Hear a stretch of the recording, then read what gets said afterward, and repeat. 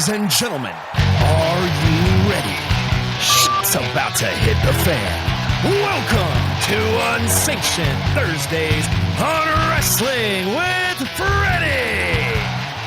What's up, everybody? Welcome to Unsanctioned Thursdays, the show that gives you more because we didn't give you enough on Wednesday. That's why we call it Unsanctioned Thursdays, even though you're probably listening on any other day of the week. I cussed a lot on Wednesday's episode. I'm going to try to keep it cleaner this on the Thursday, even though this is the one I usually curse on. If you want the bad blood predictions, they were on the Wednesday episode. You guys can go back and see. Jeff and I were both 3 for 5. Our producer, man, he was fire. He was 5 for 5. We'll see. We'll just see how everyone does this week, because we're going to talk. What are we going to talk? We're going to go to Tacoma, Washington. That's Danielson country. And we're going to talk AEW's WrestleDream. This is the second edition of WrestleDream.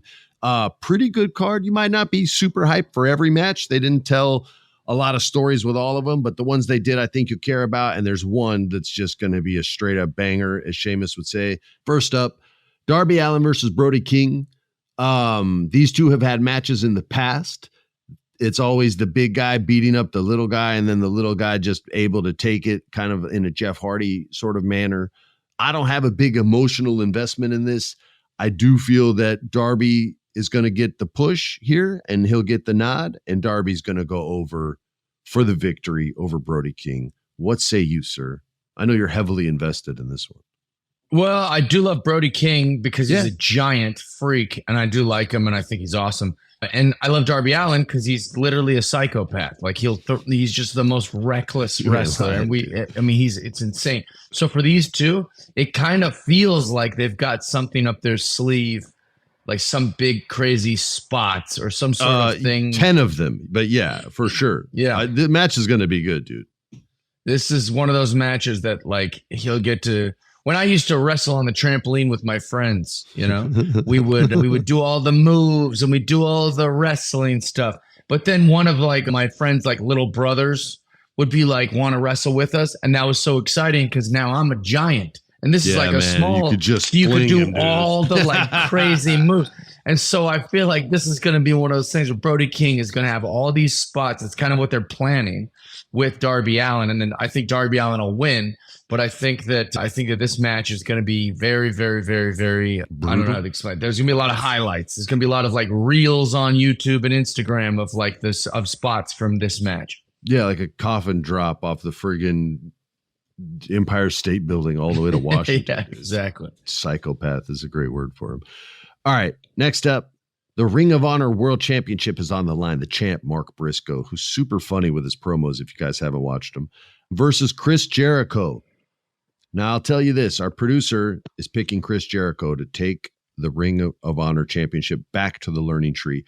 I have to agree with him, and not just because he was right every single time on Bad Blood, but because of the story. And Jericho's always story. He's always reinventing himself. He's always creating new things. He was the Ocho. He said, now I'm going to be the Nueve. And right when he said that, I was like, shit, man, Briscoe's going to lose. I was just starting to like really love Briscoe because his promos are really good. And so, yeah, I'm picking Jericho as well. What do you say, sir? I want to pick Mark Briscoe just so I can maybe get a win. I don't really know much about the Briscoes, but Jericho looks pretty aged lately. He doesn't look like the Jericho man. He's getting old as hell. I know. I'm not trying to hate. And also wrestling has nothing to do with reality when it comes to aging and things like that. So Jeff Jarrett's still kicking ass out there.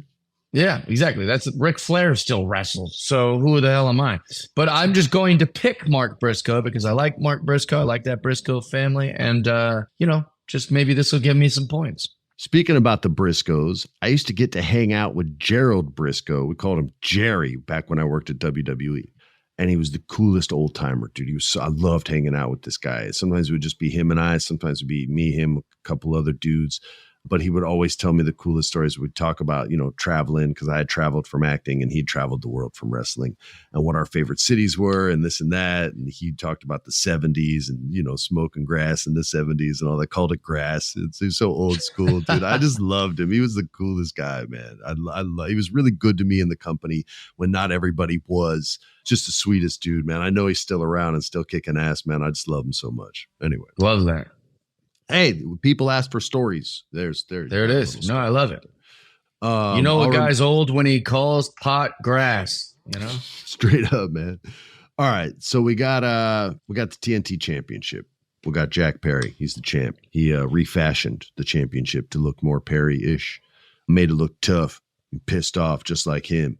And he's going against Katsuyori Shibata, the wrestler's wrestler.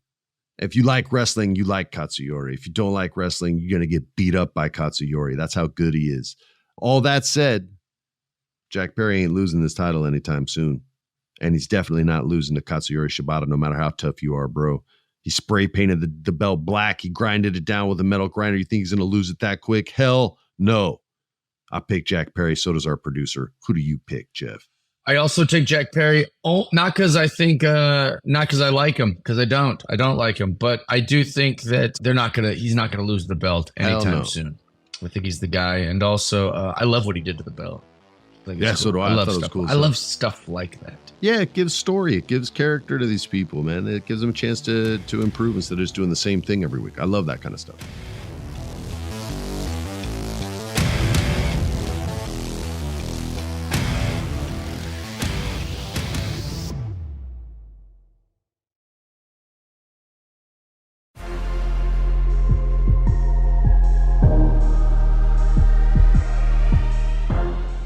Next up is going to be what I predict the match of the night. It is a triple threat with Will Ospreay, the champ, versus Ricochet, newly arrived Ricochet, versus Konosuke Takeshita, the lone wolf, as they call him. And this dude is bigger than the other guys and stronger than the other guys, and they're going to both be bouncing and launching off of him, over him, around him, and he's going to be the base, and it's going to be the craziest freaking match you've ever seen. So please watch this. Let us know on socials if I was right, but you already know I was right. And I'm picking Will Ospreay. He's not losing the championship. Not yet. Not in a triple threat. He's going to hang on to it. Our producer is picking Takeshita, the lone wolf, to outlast both men and get a sneaky victory with a screwdriver. He's even calling the finish. So he's saying Don Callis is going to give him a screwdriver, and that's how he's going to win. And if he picks that, he gets 2 points. If you can even call the finish, you should get a bonus point. So here's the thing. Everyone listening, go back to our other episodes. Go listen to all the old episodes. Don't just jump in on this episode. Let me tell you, last week I accused, this week on Monday, I accused Alex. Yeah, you were very accusatory. I said, Alex hangs out with Dave Meltzer. He knows all this stuff. He reads the sheets. Slander. You're going to tell me this guy, Alex, our producer, is going to predict it and tell you the finishing move? This is ridiculous. He's in cahoots. Cahoots, sir. I am going to make this interesting because our producer, who is a cheater, thinks that it's going to be Takeshita. You think it's Will Ospreay for the championship. So yeah. I'm gonna go with Ricochet. With the Shay? I love the Ricochet. He's newly in the AEW. Ospreay wants to put him over. He's the only reason that he's over there because Ospreay personally was like, why aren't they using this guy more? So I'm gonna pick Ricochet. All right. Well, you guys heard it there. That's 3, and we all pick someone different. So 2 of you will be embarrassed, and only me will be feeling good. Next up is the tag team championship, the Young Bucks versus Private Party. Our producer Alex picks Private Party to finally get their first championship ever. The Bucks are the EVPs. They have story no matter what. They don't necessarily need the titles. And this could be a feel-good wrestling story for people that have been on the Private Party bandwagon for a while and seen them kind of fall short time and time again. So I'm going to agree with him based on that philosophy that this is going to be their moment and they're going to get a push, and we'll see if they can hold them for a while and be money on the mic and keep giving good matches and all that. And if they do, they'll get a long run. And if they can't, it's a brutal business. They will lose them quickly. That's what the tag team championships are for, is to see who's got it or who the promoter thinks has it and who the promoter thinks doesn't, regardless of how we feel, you bastard promoters. But I agree with our producer again. I'm a little embarrassed that I had to Google who Private Party is. I know these guys, but I had to off the top of my head. I'm actually glad you said that though, because that's why I think they're going to win. Not enough people know who they are, and the Young Bucks want to change that. That's actually, I love that you said that. Because now that I'm looking at him, it's the Isaiah Cassidy and Mark Queen. But like, I didn't. Anyways, I hope that they win. Yeah, there's guy. I like those guys, and I think that it's in my notes here, so I'm not like coming up with this on my own. But I don't think that what are they called? The Young Bucks. The Young Bucks need the belts. They don't need anything. So agreed. this will be interesting. Some new tag champs. That'd be good. I'm gonna pick them as well then. We got the AEW Women's World Championship, Mariah May versus, and we record these early, you guys, so forgive us. It's either going to be Britt Baker or Willow Nightingale who are facing off on Dynamite to see who gets to face the champ. I don't give a shit who wins because I don't think Mariah May's losing this title yet, straight up. So y'all can have Alex pick Britt Baker, DMD, if you want, and you want to go with him and lose money, go ahead. But this week, I'm the one going 5 for 5, and Mariah May is getting another big-time dub. What do you say, sir? I agree with you, except the fact that you're going to go 5 for 5. But I agree with who you think is going to win in this match. I think that this is definitely going to be a Mariah May winter. I think we're going to see a lot of Mariah May, that. And I love her, and so I'm happy that she's going to be the champ, and I believe she'll continue to be the champ. No changes made. The winter of May. I like that very much. All right. Finally, the AEW World Championship. It's the final countdown, Jeff. This could be Bryan Danielson's final match against his friend, his bro from the Blackpool Combat Club, John Moxley. The real werewolf. The real werewolf. We called it first. This man put a Ziploc baggie over Danielson's head, tried to kill him over a title, John, over a freaking title. And the real werewolf would do that. Danielson tried to get some revenge and choke him out, I think, with like a tie or, it was like a zip tie. No, the tie was when he went at Justin Roberts. I was there when that shit went down. That was crazy. He got suspended. They're bros now, though, so it's all good. But then he got a little bit of revenge. Wheeler Yuta's in on this. We didn't know which way he was going to go. Yeah, we did. He took Danielson's side. And these two dudes have beef, big time beef. This match is going to be horrible to watch. Now, hear me out. Not horrible as in a bad match. It's going to be a great match. It'll be whatever they give the 5-star match. It'll be one of those. There's going to be so much blood. Both these dudes, like to bleed to tell a story, and both of these dudes, when they do, bleed a lot. It's not like just a little cut. It's going to be like a 20-minute flooding of blood. It's going to look like a horror movie. It's going to be so gross. But these dudes genuinely hate each other. And like we discussed with the Hell in a Cell match, I kind of accept blood a little more easily when there's a reason for it. And revenge must be taken on John Moxley. This is not the end of Bryan Danielson. It just can't be yet. My emotions are taken over, and I'm picking Danielson to hold on, even though it's his home state, bro. It's his home state. It's his bro. Everything says John Moxley's going to win, including our producer, but my heart won't let me do it. I'm sticking with Danielson. It's not the final countdown just yet. He's got a couple more in him. What do you say? I think John Moxley, Bryan Danielson have a great match. I think it's going to be phenomenal. A lot of spots, a lot of moments, a lot of people chanting, yes, yes. Yeah, Bryan Danielson, everyone's going to love it because it's his hometown, Tacoma, Washington, which is literally 15 minutes from where I grew up in Kent, Washington. But here's the thing.